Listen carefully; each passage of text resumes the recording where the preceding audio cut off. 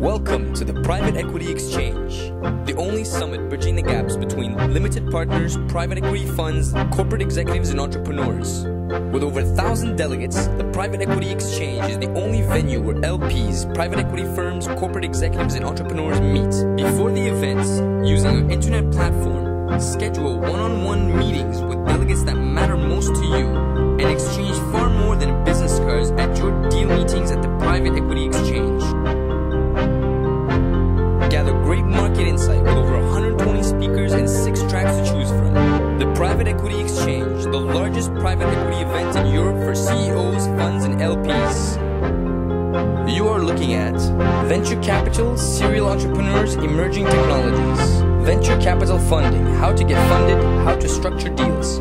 Introducing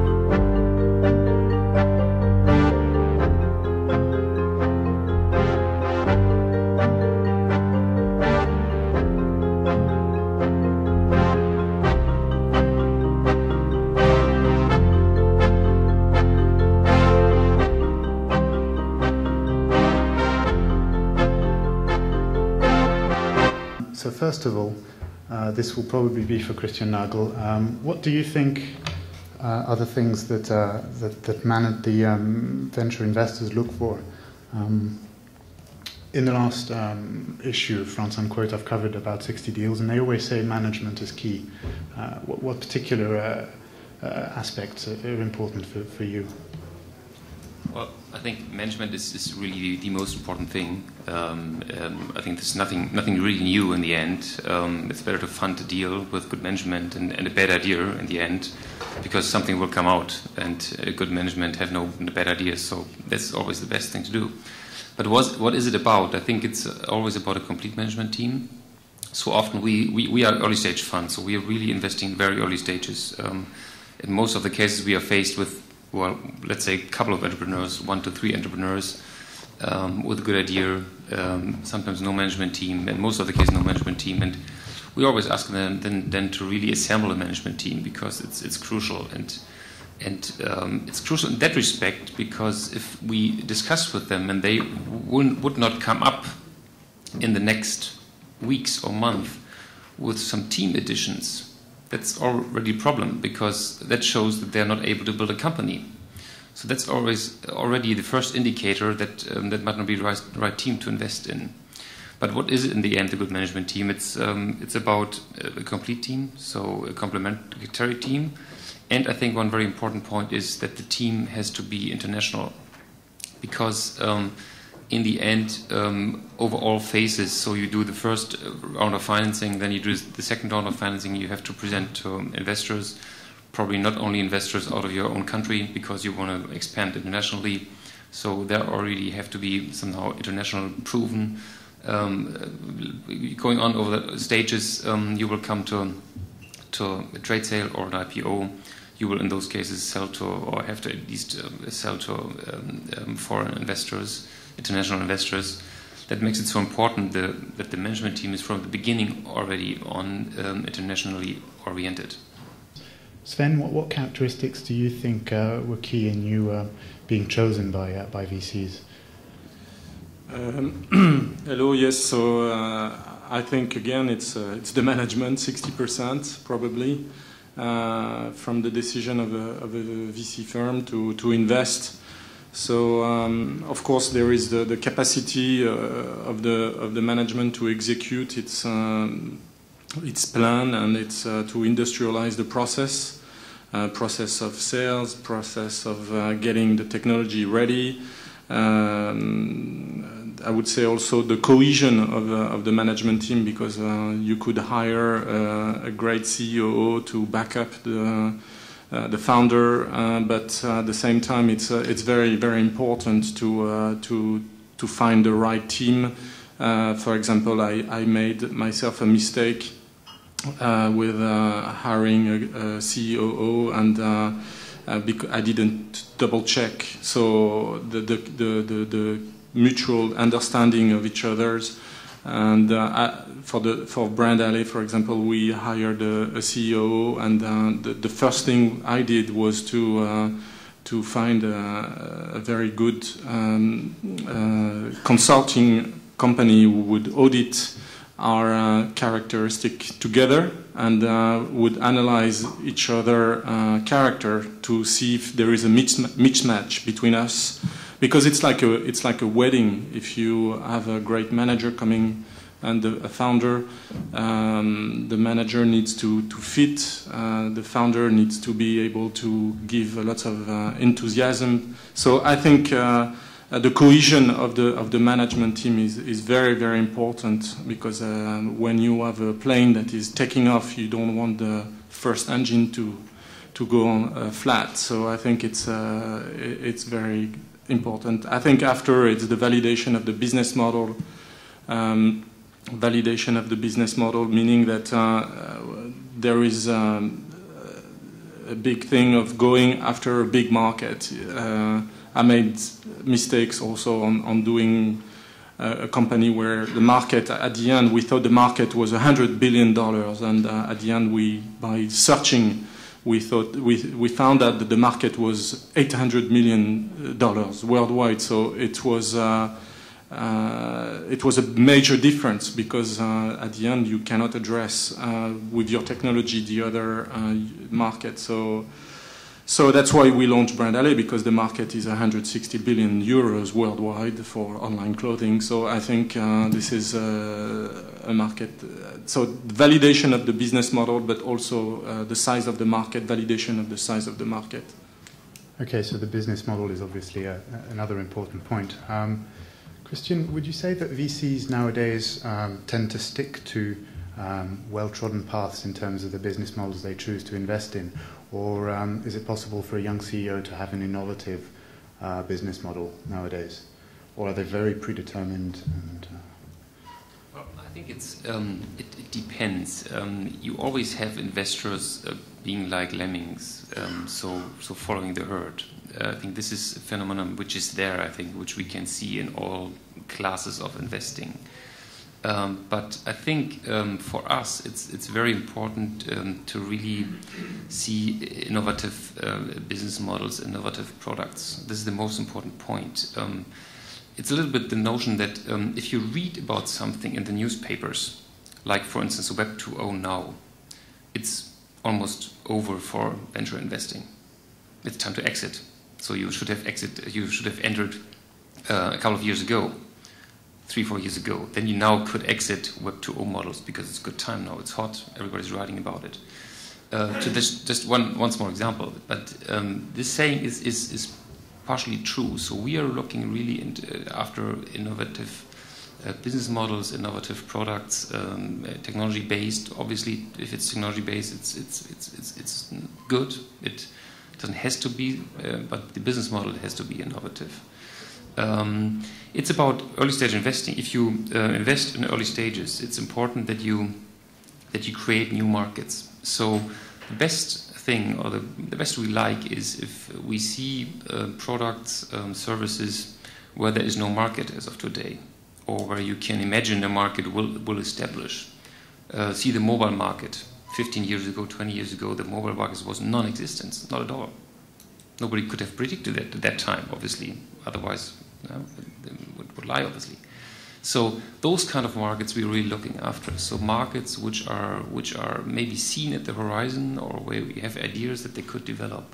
So those are the things we really like. And as mentioned in the session before, in most cases, it's good that there's, so to say, nothing, so that you really invest into something where you don't even need a business plan. This is to the extreme a little bit, but in many cases, regarding to the market, it's good to see that there's demand, that there's customer value being created, and this they can maybe expect a market to happen in the future. But the best situation is if there is no market in the situation where you are looking for investment.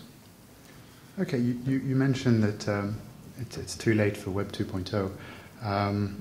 According to unquote data, the pharmaceutical and biotechnology investments have actually dropped 21% over the last year. Investments in software and computer services, on the other hand, have increased by 17%. There's maybe a bit of confusion. Christian Nagel, could you cast some light on what the the hot sectors are attracting VC interest at the moment? Yes, I think if I would tell you now what the big thing is, I think I'm wrong, because nobody knows in the end. And as mentioned, it's more about opportunistic, looking after opportunities where you see big markets coming up. There are obviously some trends. There is the trend of mobility, of ubiquity. Out of those trends, there are a lot of opportunities, like new platforms. Not only Web 2.0. I think Web 2.0 is a kind of what is it in the end? It's in the end it's services which create some value and business models created on that. So, but there are, following those trends, ubiquity, mobility. There are some interesting things in this mobile space. You have platform technologies for games. You have platform technology like browsers for mobile phones, where you can, so to say, get rid of your providers. So those kind of things are interesting. In the tech space, obviously, a lot of things interesting. In the semiconductor space, so technology going after Moore's law. So what will overcome the so to say, the shrinking structures, and we come to an end there with regard to more shrinkable structures. So new technology have to be invented in that space. So I think there are a lot of spaces which are really interesting. It's not so much that there's one hot topic now, I think, because nobody knows in the end. And it's about, venture capital is about not placing bets, but building a portfolio of different technologies which can develop over time. And in some cases, as mentioned in the other panel before, we are too early. We, for instance, invested very early in the year 1999 already in voice over IP technology. That was too early. The company died over time. Would have been perfect investment in those days. So in some cases, you just make wrong assumptions about timing. But if you have a good management team, that comes back to good management teams. Good management teams would obviously do something out of it, even if the time is not right. So that comes back. And so just to give you some examples, I think very important is the potential and the scalability of the business model you're investing in. We always say that we need a company which can develop into a 100 million plus revenue company. That sounds ambitious if you are early stage investor, but that's realistic. And if you have the portfolio approach and do early stage investment, you have a couple of write-offs, obviously, because, as mentioned, some companies won't make it. So the others have to earn that. And if you do the maths, you come to pretty soon to it that you need some really hits in a portfolio. And if you have one hit like Skype, it's okay, but you can't rely on having a Skype in this. So you need a couple of, let's say, 5, 6 really winners out of a portfolio. But those companies have to really, when you exit them, have the clear potential to reach 100 million plus, because otherwise you can't make an IPO with a couple of 100 millions of valuation, which you then would need, because if you then own 20-30% stake, this is the money you would need to pay 2 to 3 times the money back to the investors we have. So I think this is very important. So the scalability is important, and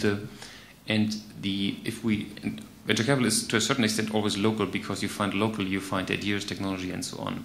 But those technologies have to be scalable, not only scalable within a country, but scalable abroad, because only then you can still tell the story 5 years or 6 years after you have been investing. Okay, thanks. You've explained to us what exactly you were looking for. Could you give us some insights into what might be some examples of things that you avoid as a VC, things that might cause you not to invest in a particular company, if you've got any in your mind now? You mentioned the point that investment in the pharmaceutical and biotechnology space have gone down. I think there's some reason for that, because it's very tough to do investments, especially in the pharmaceutical part of it. Not so much in the medical devices part of it, because with medical devices you can generate revenues and you don't need to go through these different approval phases and so on. But this makes it very, very critical, because it takes 10 to 20 years until you get pharmaceuticals approved. It takes a hell lot of money. So in that respect, I think it's very difficult to earn money for investors. So this might be one reason that this sector has some troubles now. And it's a little bit out of favor of investors. So you see hardly any any good IPOs. You see hardly investors investing into biotech stocks. So this might change because the general trend is there. Obviously, that people are getting older and these needs are coming and growing. But I think in those days it's a little bit a problem. Another point I think investors avoid, especially in the software cases, for instance, space is enterprise software, especially in Europe, because there are not many needs left, because the SAP of the world cover nearly everything and there are only some niches left. That's only one thing. But especially in Europe, it's very difficult to invest, because once you have started a company, let's say in France, and have gained some French customers, then you have to establish a totally new sales force and management and so on in another country, let's say Germany or UK. And that's really where you can't scale, whereas your competitors, and there will always be competitors doing the same thing you would do, starting in the US, they can attack a much bigger market right away and can scale much faster. So that makes it more difficult out of the European perspective to invest into. Great, thank you. Any reactions? More generally, I think that any non-IT project will eventually have extreme difficulties to get funded. VCs tend to look only at IT business plans and IT projects. Okay. And you will need a business model such as Brand Alley, which is all around internet, but also the distribution to get funding. Otherwise, would it be only distribution and luxury? It would be very difficult to find money. Great. Yeah, I think to react on that, it's a shame that VCs are not funding like retail business models, or I mean, for example, we look at the e-commerce right now. It's going to be 12 billion euros in France of transactions, and there would be 39 billion euros in 4 years. And it's not like Forrester who says that; it's the Federation of other mail companies. I mean, they know their own business, and so it's a huge market right now. So I think there are lots of companies that are going to appear, like sports, in the sport business, in the lingerie business. It's all exploding. And there is a very few little companies who are getting funded in that space. I think maybe it will change. But also, I think on the side of other business models, I'm looking at some very interesting business models that are existing in the US, and that probably will come here in Europe. And I'm talking like C2C lending, people who lend money to each other, like the eBay, but on the internet. There probably will be like vertical search engines that are doing very well also, that are profitable. And in the US, companies like Indeed, for example, that doesn't exist in Europe, for jobs, searching for products. You have new shopping engines like ShopWiki that are getting funded in the US, that doesn't exist here in Europe. You have real estate pricing online like Zillow, doesn't exist here in Europe. Social mobile networks also like Viaduc or LinkedIn, but on the mobile phones, doesn't exist here. So there are lots of things that will appear and that are hot, I think, and by the way, Brand Alley is hot also. All right. So we've had a look at what investors look for. I'd like to pass over to Lucas d'Orgeval, who's going to talk to us about the latest techniques in venture funding, with a particular focus on France. Thank you. The techniques will are mainly the same now in all countries of Europe. We have. Can you change the slide? We have warrants, convertible bonds, and preferred shares. This is something nearly everybody knows. I'm happy to answer your questions, but I will not spend any time on this. I will spend a little bit more time on venture lending, which is bit by bit growing in Europe, and you can change slide. there has been, over the last 2 years, more and more projects that have been financed by venture lending. What is it exactly? When a startup is already VC-backed, has already done 1 or 2 rounds, doesn't want to do any round with any VC, and cannot do any bank lending. That's where VC lending is useful, and that's where this technique will be helpful. It comes from the US, where the venture lending has appeared in the early 80s, and there is now 3 or 4 major players in Europe, mainly located in the UK. What is it exactly? Next slide, please. It's a senior debt of 2 years free term.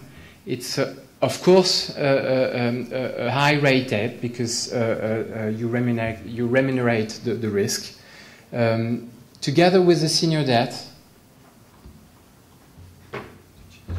Okay, thank you. Together with the senior debt, the venture lending, the lender will take a warrant, which will enable the lender to buy some shares, some equity, when the company and the VCs exit. And I think something which is very interesting is that when you do a venture lending round, there will be no change to the existing legal documentation. The shareholders' agreement will stay in place.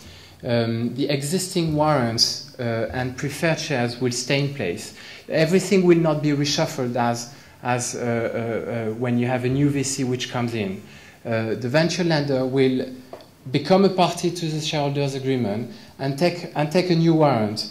The result of this is that it will take much less time than a classic VC round, around 2 months as opposed to 5 to 6 months to a round B or round C funding. Which company can apply to venture lending? Not early stage company. Most of the time, venture lenders will request the presence of major VCs in the equity to provide the debt. First, it started in the US with asset finance projects, and it was more particularly venture leasing.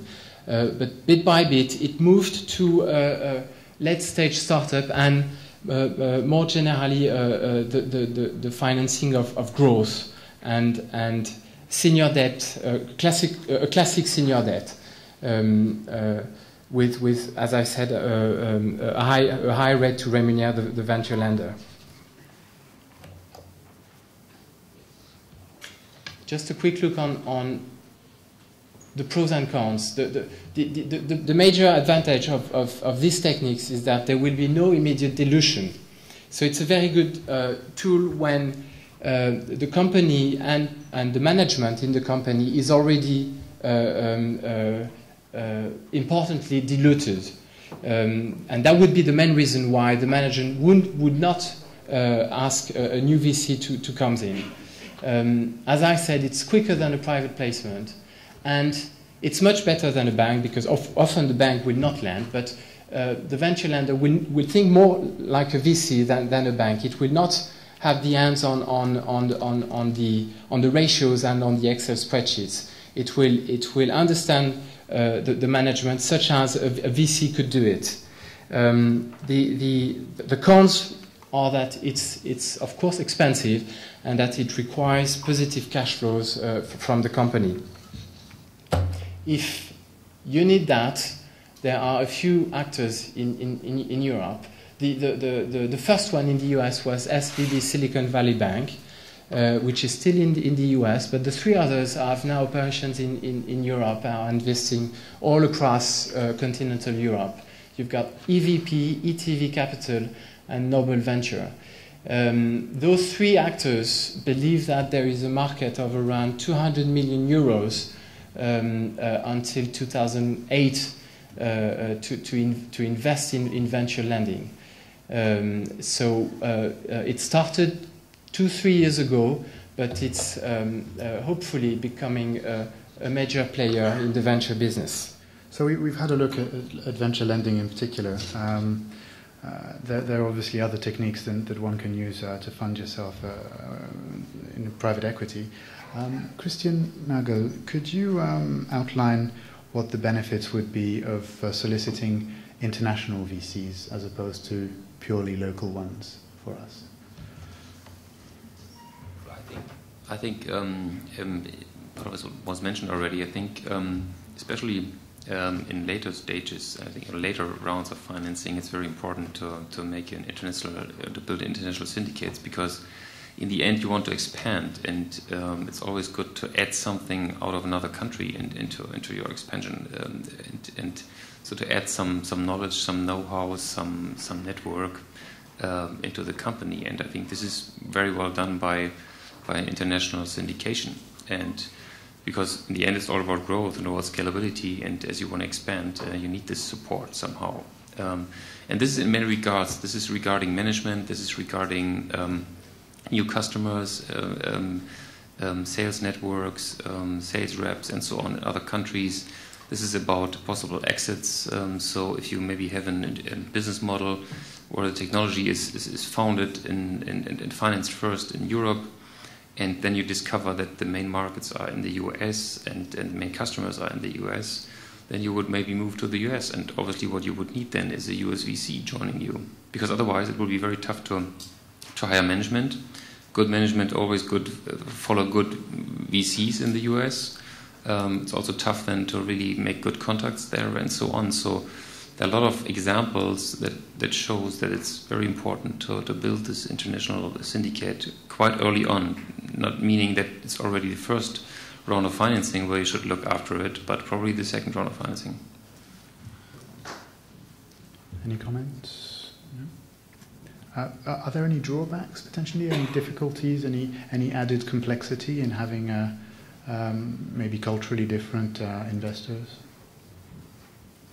No. Well, I think that there's some complexity obviously involved because you have other investors from other countries bringing other ideas to the contracts, but it's only, I think it's not that big because contracts are more and more standardized. So it's not so that German contracts are totally different from French contracts and US contracts. So it's not saying that it's a complete full standard, but I think the basic terms, drag along, whatever kind of things you can think about, I think they're all kind of the same in the contracts. And there's a little bit more complexity, yes, but this is already, if you add just another VC to it, because another VC brings just his own lawyers, and be it, so to say, VC out of the country, you have started on a foreign VC.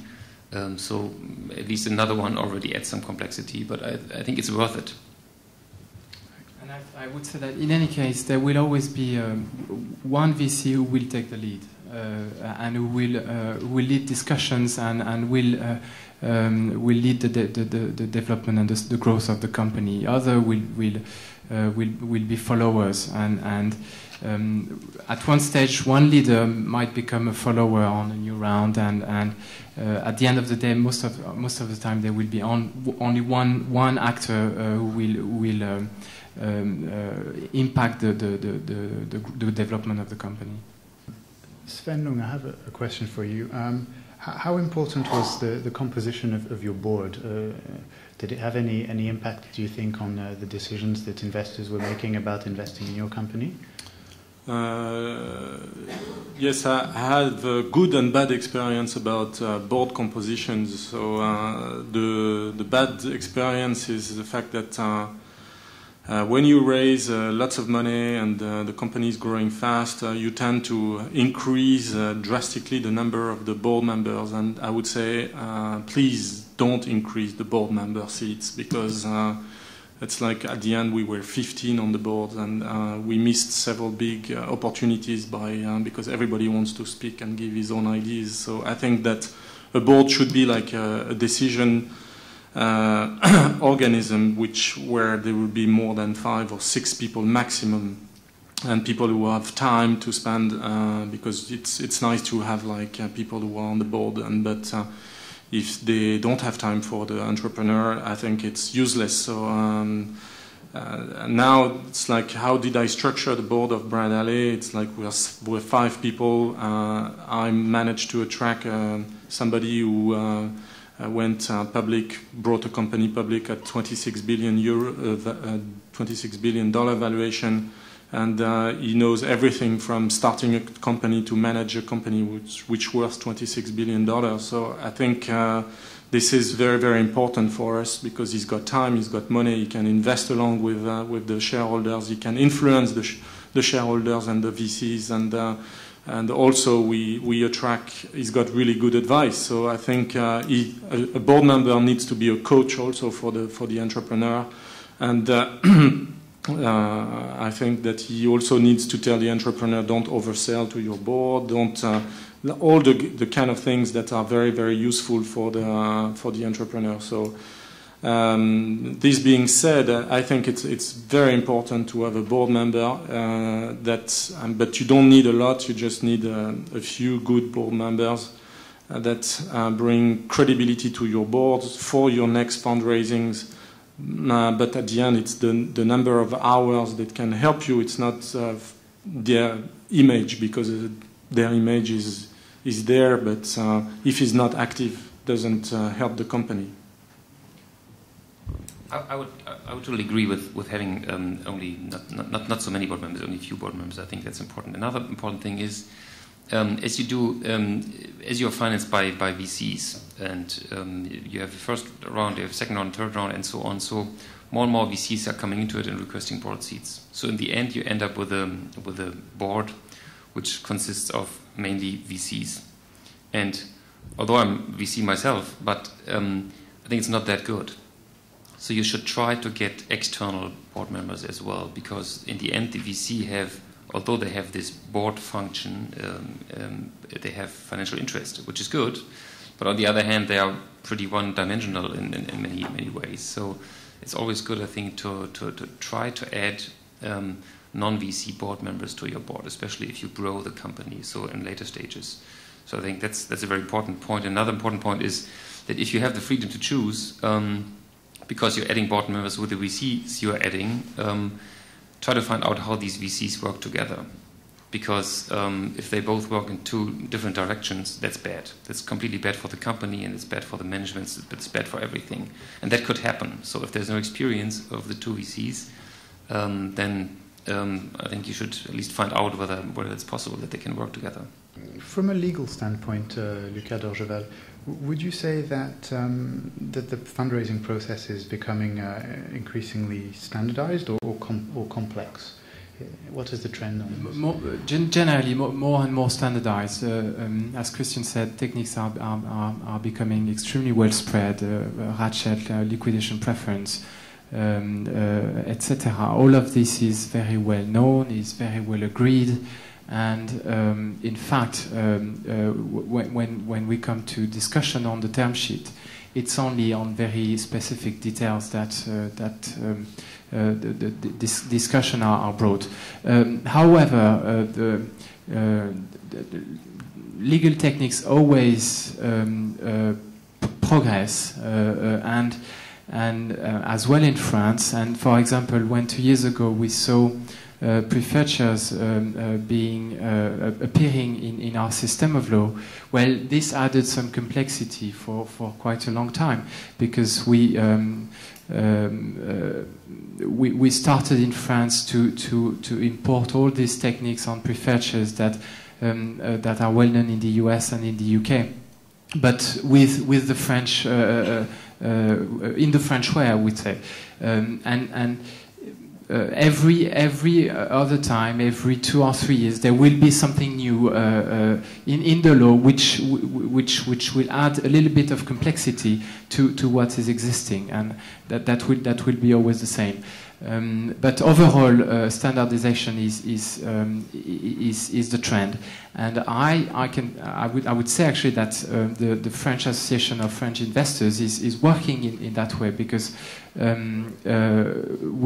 came up to a standard term sheet last year, which is available on the AFIC website, which shows all the different clauses and provisions which are available to entrepreneurs and VCs in a classical financing round. Very interesting, thank you.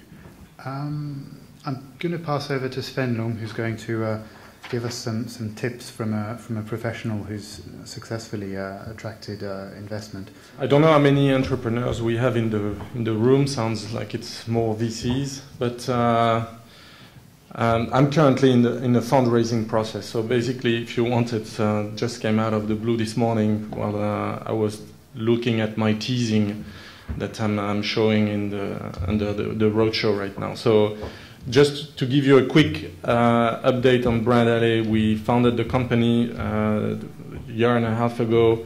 We raised 700k euros with business angels and myself just to seed the business, and then we attract Banexi as a venture investors for 3.3 million euros as a Series A, and right now we are raising between 3 to 5, depending on the timing and the valuation. But basically, if you want, just to give you a quick overview, we are an online outlet. We have the model is really the mega mall where brands will get rid of their overstock online. So we target only online clothing and home decor and jewelry accessories. So today we have 1 million unique visitors a month. This is why I'm talking that we spend very, very little money in advertising, nearly no money. It's mainly the word of mouth, and it's because the growth of internet and e-commerce. Yesterday I had 45,000 unique visitors on the website, so it's really growing. It's mechanical. We also organize a private sale that doesn't exist all over Europe. It's mainly coming from France. Private sale is flash sale, 2 days only, and then you get rid of the stock. But to come back to this is what's happening on the website today, exclusive sales for Christmas, and just to give you an idea. But the tips and tricks. So if you want, how did we structure the company at the beginning? So of course there is the idea, there is the market, but when we start, it takes 12 months to digest the idea and it starts to execute it. And I would say that the first thing I do is to invite highly respected business angels to seed the round to invest, and then sell them towards the VCs. So if you want, for Brand Alley, where I went to Kevin Ryan, ex-CEO of DoubleClick, ex-CEO of DoubleClick, founder of DoubleClick, and he invested along me to bootstrap the business. There was 2 other business angels who co-founded Liberty Surf, who are software, and they sold their business successfully to cable and wireless. So all these guys, if you want, they put their stamp on the business. And when you approach the VCs, it's easier because they say, well, if these guys come in and they're on the board, I like to be on the board with them because as a VC, I will also learn things from them. So that's very important. Another one is always create, I would say, a parallel vision with your business model and compare it with existing brick and mortar model, because the VC says, okay, what's your business model? Can you tell me, does it exist in the US? Okay, yes, it exists, but it's not the same. And by the way, it exists in the real life. When I started as the general manager for Intershop 10 years ago, e-commerce was non-existent in France. So when I was going to see my customers, I was always telling them, look guys, you're doing 33% of your business on Minitel.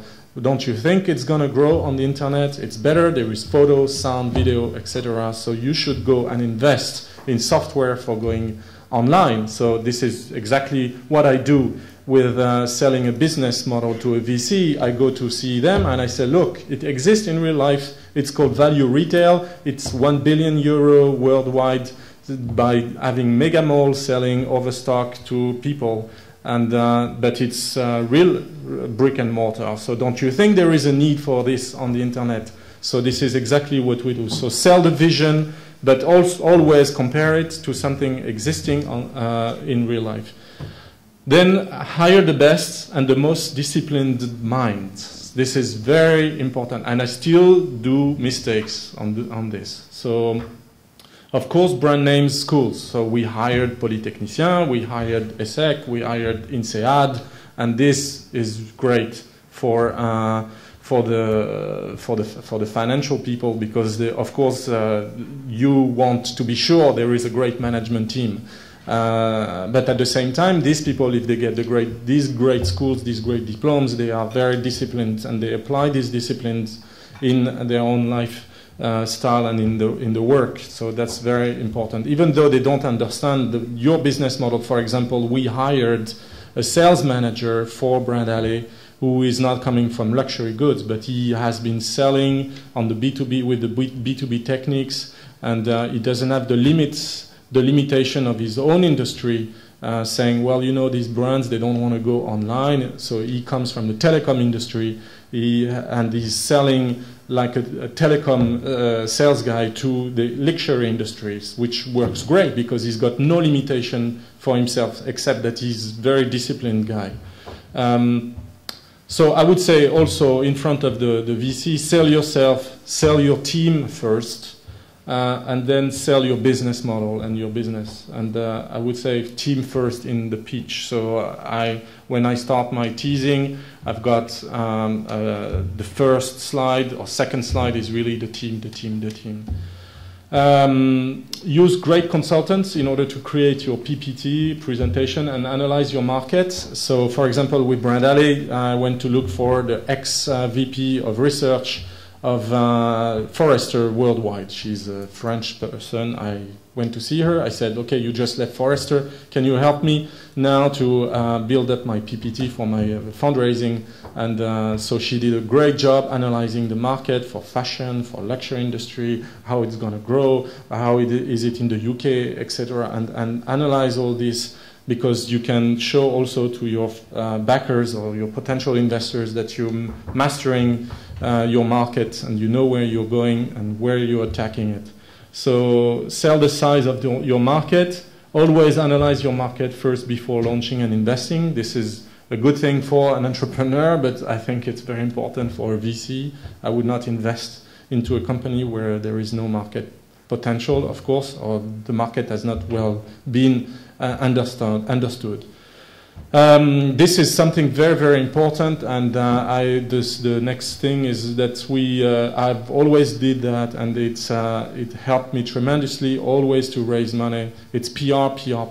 When you are raising money, increase visibility, always accelerate your budget in PR in order to get a lot of visibility because of course ventures capitalists wants to invest to companies that have big visibility potential, because if they manage to get big visibilities without money or with very little money, imagine what they can get with a lot of money. So I think it's very important, and I would say be first in your category or create your own category. For example, on online clothing in France, we've got a leader, which is venteprivé.com. He's doing around 100 million euros revenue, but it's not the same model as us.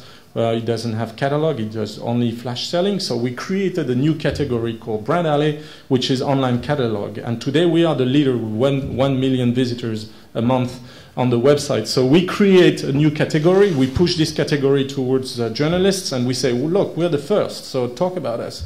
And that's what they do. So you also, very important is invest while you're fundraising. So today I'm fundraising. I invest a lot, so I have a big visibility this month in TV campaign, not advertising, but only PR. Rule of the 80-20. So this is very important. I'll always think about this when I'm in front of a potential investors. Is like, in any case, I see 10, 2 will be interested. So don't waste your time. Invest while you're fundraising. So that's really the rule of the 80-20 in terms of energy. But don't waste your time, but raise your money fast. Today I started 5 weeks ago to start to give VC pitch. I've got 2 term sheets. It needs to go fast. Believe in abundance. We're surrounded by billions of euros. I don't know how many VCs in this room, but probably 1 billion. So it's like, for entrepreneurs, I think it's very important when they are fundraising is to really believe that they will be raising money quick. I'd like to turn to the audience and take some questions, potentially. Do any of you have any questions for our panelists? Pierre-Antoine Beaubion, Pape Vision. In terms of topics where you suggest to invest, you spoke about biologic, you spoke about internet too, but what about sustainable development or renewable energy or things like that? Does anyone want to take this? Sorry, I didn't get the good. You mean energy, or I didn't get that? It's about the topics where VCs are interested in, and you speak about web and software and so on, and I would like to know your opinion about sustainable development. Yes, I think so. This whole, you mean probably you mean this whole clean tech sector called, which is a kind of buzzword as well, like Web 2.0. So, well, I think it's a definitely growing market. So it's an ever ongoing demand for those kind of technologies, and I think VCs are always looking to the scalable technology, next steps of technology. So I think, in general, it's interesting. A lot of funds are designated to only invest in those kind of technologies. So that's definitely an interesting area. It a little bit depends on what it is, and as it is regulated in many cases, I think we have, you always have to bear in mind that there are regulations and you have to deal with those regulations, and there are subsidies involved and so on. So there are some difficulties in this sector, but I think in general it's a very interesting sector. My name is Najib Imasi, I'm CEO of Erlich, and I need some suggestions. We are facing, like, say, a good problem. Let's say the company is growing 15% per month, we are profitable, and the profit is ever increasing. But we need to raise capital if we want to take it to the next level. We have been profitable because we have been very focused on cost containing and very disciplined. And fundraising requires almost full-time dedication from the CEO, and we have been postponing the fundraising for the last 6 months because we don't have enough time to focus on it. Is there any suggestion that you think should be taken into what you suggest should we do? Should we hire, let's say, a COO that costs a fortune, and so we can focus on fundraising, or any idea that you can offer to us? Well, you can also hire a fundraiser.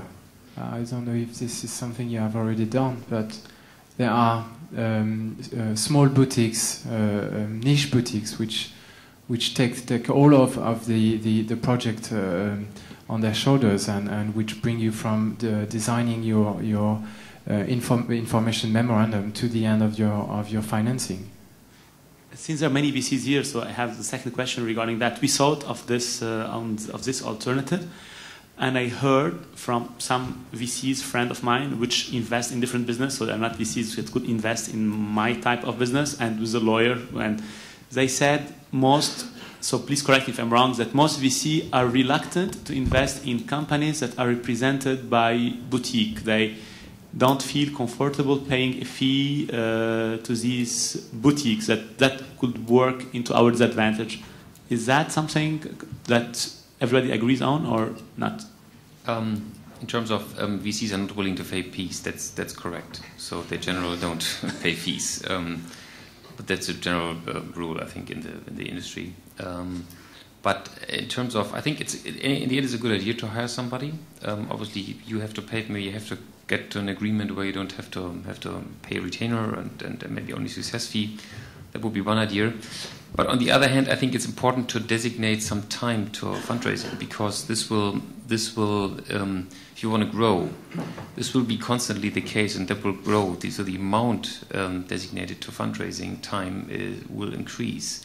Let's say if you're a startup, you will maybe have to 5 to 10% you have to assign to fundraising, because every year you go whatever couple of weeks fundraising. If you're IPO, you have to probably spend 20 to 30% your time in fundraising and investor relation. So that will ever increase. So better, I think, start already now. Really designate some time for fundraising. I think it's worth it. And if you really want to grow the company and exit it over time, I think you even need to more designate time to this topic.